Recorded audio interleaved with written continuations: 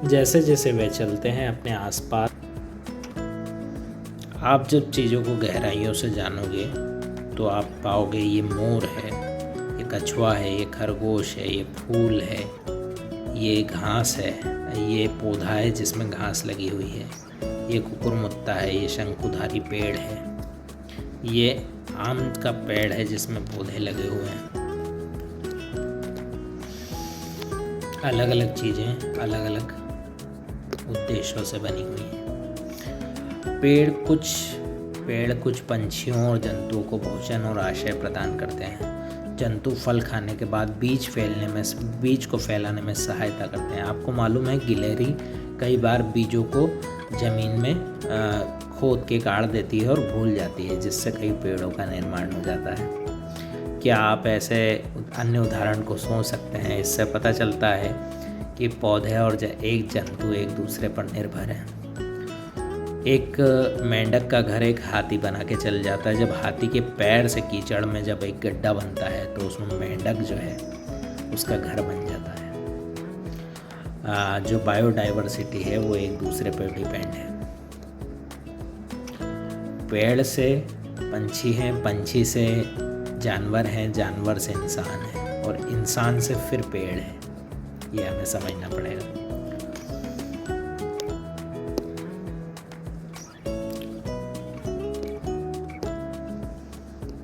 संभवतः आपने जंतुओं की विविध विशेषताओं के आधार पर उनके समूह बनाए होंगे। वे क्या खाते हैं, कहाँ रहते हैं, किस रंग रूप के होते हैं, कैसे चलते हैं। समूह बनाने का महत्व यह है कि समूह बनाने के लिए पौधे जंतुओं की समानताओं और विभिन्नताओं के आधार पर समझना और अध्ययन करना सरल हो जाता है।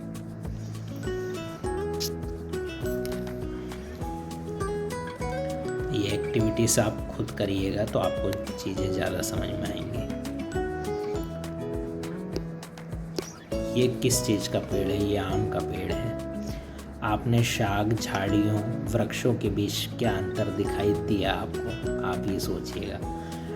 टेबल 2.3 में जानकारी दी गई है। इसके आधार पर हमने पौधों के समूह में शाक, झाड़ी, वृक्ष किस रूप में बनते हैं ये देखा है। कुछ पौधे ऊंचे होते हैं, कुछ के तने मोटे होते हैं, कठोर, भूरे, काष्ठी लकड़ी के होते हैं। आपने देखा होगा आपके घर में जितने भी दरवाजे लगे हुए हैं वो कौन सी लकड़ी के होते हैं? वो सागवान की लकड़ी के होते हैं। अधिकतर सागवान की लकड़ी मजबूत होती है और सालों साल टिकती है, और दूसरी जो लकड़ियाँ हैं वो उतनी मजबूत नहीं होती।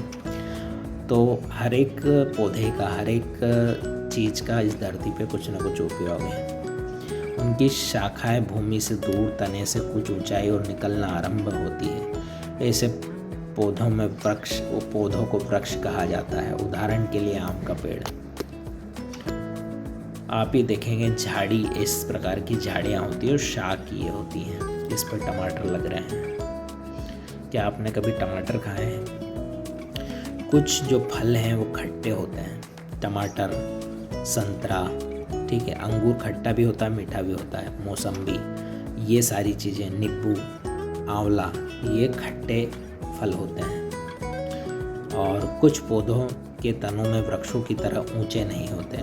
प्रायः इस प्रकार पौधे अनेक रूप से भूरे रंग की काष्ठी लकड़ी के तने से बने हुए होते हैं जो भूमि के निकट से शाखाओं के रूप में निकलते हैं। ये तने कठोर होते हैं लेकिन वृक्षों के तने जितने मोटे नहीं होते। ऐसे पौधों को हम झाड़ी कहते हैं। उदाहरण के लिए गुलाब का पौधा एक झाड़ी स्वरूप है। कुछ पौधे आकार में छोटे होते हैं और उनके तने कोमल और हरे रहते हैं। इन्हें शाक कहते हैं। उदाहरण के लिए टमाटर का पौधा एक शाक पौधे का रूप है। कुछ पौधे के तने दुर्बल होते हैं और उनको ऊपर चढ़ने के लिए सहारे की आवश्यकता होती है। इन्हें आरोही लता कहते हैं, क्लाइंबर कहते हैं। कुछ पौधों की भूमि की तरह सतह पर फैलकर बढ़ते हैं, उनको विसर्पी लता, क्रीपर कहते हैं। ऐसी कौन सी अन्य विशेषता हो सकती है जिनके आधार पर आप पौधों का विभिन्न समूह बना सकते हैं? आइए हम क्रियाकलाप से जानते हैं। ये क्रियाकलाप आपको खुद को करना है। एक पान का पत्ता ऐसा होता है, केल का पत्ता ऐसा होता है, कोई घास ऐसी होती है। आप देखिएगा आपके आसपास बहुत सारी आपको चीज़ें सोचने, समझने, सीखने को मिलेंगी। आप पौधों की पत्तियों की रेखा बनाइए। आप इन पतली रेखाओं को शिराएं कहते हैं। शिराओं के द्वारा विभिन्न पेटा शिरा विन्यास कहा जाता है। ये एक शिरा है, ठीक है, शिरा विन्यास ये है। ये एक शिरा है, बीच वाली शिरा विन्यास ये है। ये एक शिरा है, शिरा विन्यास ये है।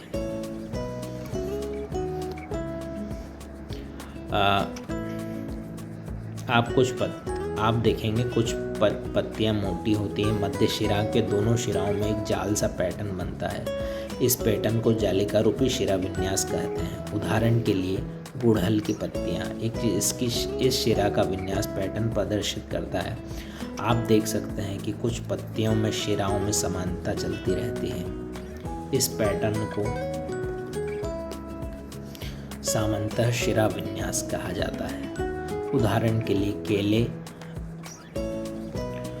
सामान्यतः शिरा विन्यास कहा जाता है। उदाहरण के लिए केले और घास की पत्तियां समांतर शिरा विन्यास को प्रदर्शित करते हैं। क्या आपको लगता है कि पत्तियों में पाए जाने वाले शिरा विन्यास के आधार पर पौधे के समूह बनाए जा सकते हैं?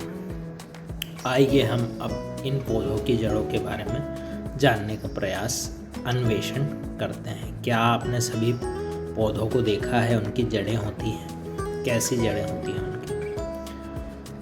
सरसों का पौधे की मूसला जड़ तंत्र जो ऐसी जड़ गई है, ठीक है। घास की जड़ ऐसी फैली हुई है।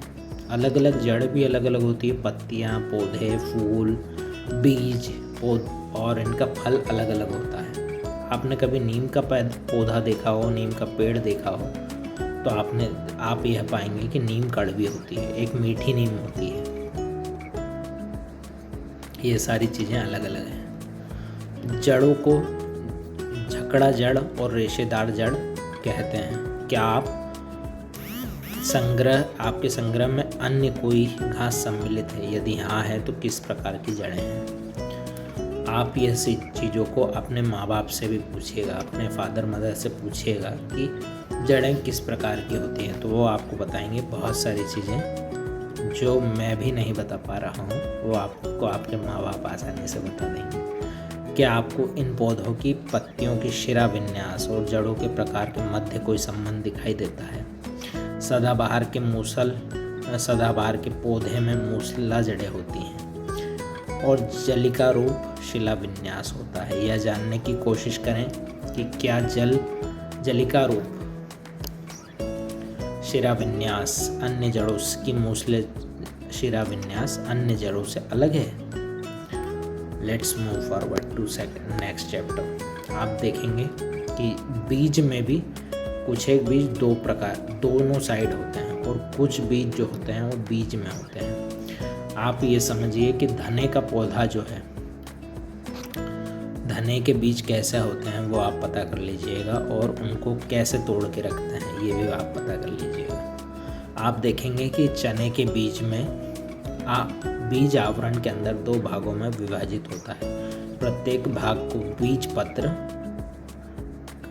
कहा जाता है, कॉटिलीडन कहा जाता है। जिन पौधों के बीजों में 2 बीज पत्र होते हैं, द्विबीजपत्र डाइकोटिलीडन्स और डाइकॉट कहा जाता है। मक्के के बीज में इस प्रकार का पतला बीज पत्र होता है। ऐसे बीज वाले पौधों को एक बीजपत्री मोनोकॉट कहते हैं। आप पौधों की पत्तियों की शिरा विन्यास, जड़ों के प्रकार और बीजों के बीज पत्रों संख्या में परस्पर संबंध देखेंगे तो द्विबीजपत्री पौधे और जलिका रूप शिरा विन्यास और मूसला जड़ तंत्र को जान पाएंगे, जबकि एक बीजपत्री पौधे में समांतर शिरा विन्यास जकड़ा जड़ तंत्र होता है। जब आप पेड़ पौधों की जड़ों को देखेंगे, आपके घर के गमले में जो जड़ रहेगी उसको आप जब देखेंगे, जब आपको चीज़ें समझ में आएंगी।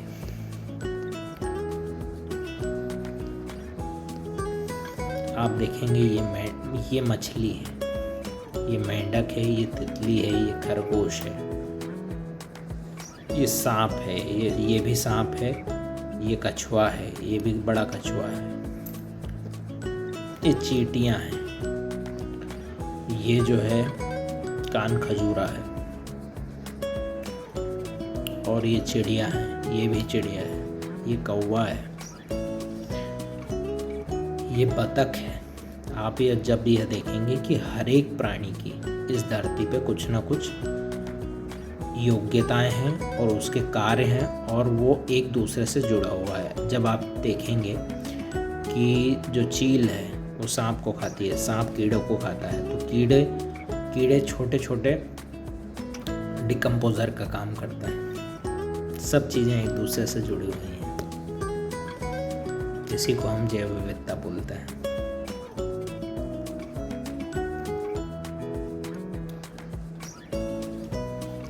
जंतु उड़ सकते हैं पर दौड़ नहीं सकते, रेंग सकते हैं, चल सकते हैं, कूद फांद कर सकते हैं। ये जंतु एक स्थान से दूसरे स्थान तक जाने के लिए विभिन्न अंगों का प्रयोग करते हैं। इनके पास पंख, पैर, दूसरे अंग होते हैं। आपने जब देखा होगा सांप को, जब वो सांप ऐसा ऐसा ऐसा ऐसा चलता है। हिरण जो है वो खुद दौड़ती है, तेंदुआ जो है वो दौड़ता है, ठीक है। हाथी धीरे धीरे चलता है, जिराफ की गर्दन जो है वो लंबी होती है। ये सारी चीज़ें हमारी जैव विविधता में आती हैं। ये जंतु एक स्थान से दूसरे स्थान तक शरीर के विभिन्न अंगों का प्रयोग करते हैं। इनके पास पंख, पैर और दूसरे अंग होते हैं जो इन्हें चलने में सहायता प्रदान करते हैं। चित्र एवं तालिका के माध्यम से हमने गति के प्रकार, गति के लिए प्रयुक्त शरीर के अंगों को आधार पर जंतुओं को पहचाना। हम जंतुओं को उनकी गति के आधार पर, समूह के आधार पर कैसे बांट सकते हैं? इसके लिए अतिरिक्त अनेक जंतु की आकृति, आकार, संरचना, रंग, रूप अलग होते हैं। आपने देखा होगा सफ़ेद भालू भी होता है और काला भालू भी होता है।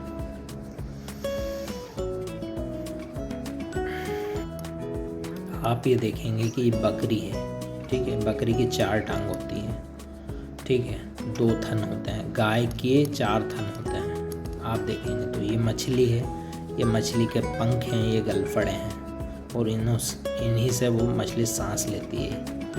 मछली के भी कई प्रकार होते हैं, जैसे शार्क मछली जो है वो बहुत बड़ी विशाल होती है, छोटी मछली इतनी बड़ी होती है।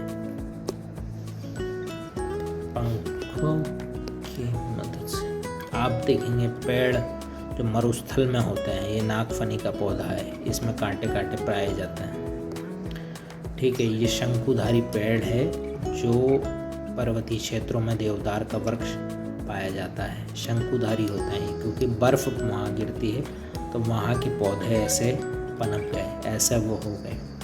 कक्षा में चर्चा के दौरान एलेक्स को याद आया कि उसने राजस्थान के मरुस्थल में मोटे और मांसल तने वाले नागफनी के पौधे को देखा। माया बताती है हिमाचल प्रदेश के हिमालयी क्षेत्रों में देवदार के वृक्षों को देखा। साथ ही उसने यह भी बताया कि ये वृक्ष शंकु आकार के होते हैं ऐसे, और इनकी शाखाएं लचीली और झुकी हुई होती है। यहाँ ध्यान देना आवश्यक है कि अलग अलग क्षेत्रों में पाए जाने वाले अलग अलग दोनों प्रकार के पौधे एक दूसरे से भिन्न होते हैं। आइए हम पता लगाते हैं ऐसा क्यों है। एक शरीर की जैव विविधता अन्य क्षेत्रों की जैव विविधता अलग अलग क्यों होती है?